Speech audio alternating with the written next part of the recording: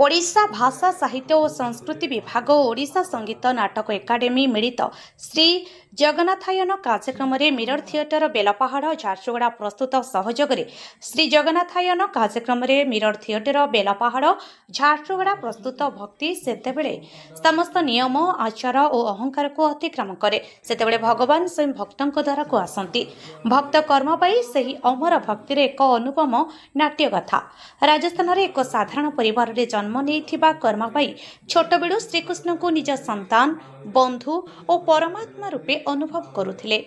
दारिद्र्य सामाजिक बाधा और कठोर आचार विधि मध्य रही से प्रतिदिन अपार स्नेह रांधुथिबा साधारण खेचुड़ी को भगवान को निवेदन करुथिले।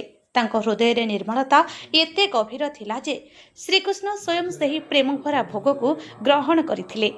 परवर्ती समय रे कर्मबाई श्रीक्षेत्र पुरी रे पहुंची महाप्रभु श्री जगन्नाथ दिव्य लीला रे निजको समर्पण करती।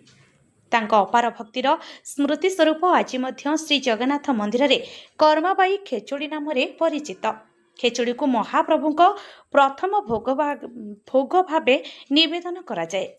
शताब्दी परे मध्य एही परंपरा कर्मबाई अमर भक्तिर जीवंत साक्षी होई रहिछि। नमस्कार, मु होची सुभाष चंद्र प्रधान, निर्देशक मिरर थिएटर बेलपाड़ झारसुगुड़ा। आज जगन्नाथायन कार्यक्रम जरिया रे आज आमको सुजोग मिली। आज प्रथम आम कलु जगन्नाथंकर अनन्य भक्त शिरोमणि कर्माबाई कहानीटी ओडिया जाति पाई जगन्नाथ संस्कृति पाई एक विरल कहानी। अब गुड़ाए लोक जानी ना भक्त शिरोमणि होउछंती कर्माबाई। बहुत लोक को भक्त कह जाए कि ये शिरोमणि एइथिपाई ये जड़े कौन मीराबाई ठू कम नुहति। सुदूर राजस्थान रु चली चली आसी जगन्नाथ धाम रे पहुंचवा परे से तांको जगन्नाथ को आड़े खिचुड़ी सबुदिन खाऊते। जगन्नाथ कुड़िया को जाई खिचुड़ी खाऊते। यही कहानी जो आम अलवर रु जानलु जो राजस्थान आम ड्रामा करने जाइलु सेठी प्रचलित अच्छी कर्माबाई संपर्क में। अथच ओडिया लोक बहुत कम जानते किंचित जानते। सबुदिन प्रातः एवं सबुदिन जो सका जगन्नाथ को खिचुड़ी भोग लगा हुए सेटा से बाई खिचुड़ी बा से कर्माबाई खिचुड़ी नाम नामित होइछि। तो तेणु गोटे भक्त को भगवान केते स्नेह करते केते आदर करते जहाँ को माँ बोली डाकुले। जितेबाला शुणा जाए जितेबाला देहांत है प्राय प्राय 1702 मसीह से जगन्नाथ आखिर दुई धार लुह भी झरी जाता। तो ये नाटक आज आम ये प्रदर्शित कलु। निश्चित भाव में लोकंर सहयोग रही। कलाकार मान उच्च कोटिर अभिनय कर दर्शक भरपूर या उपभोग कर।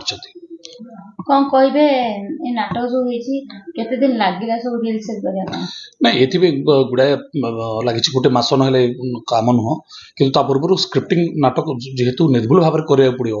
कारण ठाकुर को कहानी एटा गुडाए लोक जानी छथि तापर ए भीतर कोनोसी मनगडा जिंस आपण भरि पारिबि नै। तेणु करी एटा स्क्रिप्टिंग और नाटक जति आमे धरा जाए एटा 2 मास प्राय खंडे यार प्रस्तुति लागि। आपण समाज को कोन उठे म तो कहि समाज को वार्ता यार रहिबो जे आमे गर्व करिबा कथा। आमे जगन्नाथ देश रे आमे जन्म नैछे। चलती ठाकुर डाकिले शुणवे अनेक उदाहरण रही। भक्ति काल धरतु पंचसखा समय धरतु बा वर्तमान समय धरतु।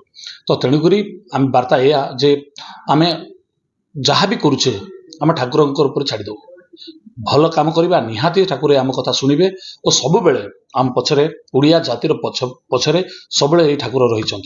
तेणुक आउ थे कहीदिए जे आम निश्चित भाव में गर्व करवा कथा आम जातिर ठाकुर होउछन। ब्यूरो रिपोर्ट अपराह्न लाइव।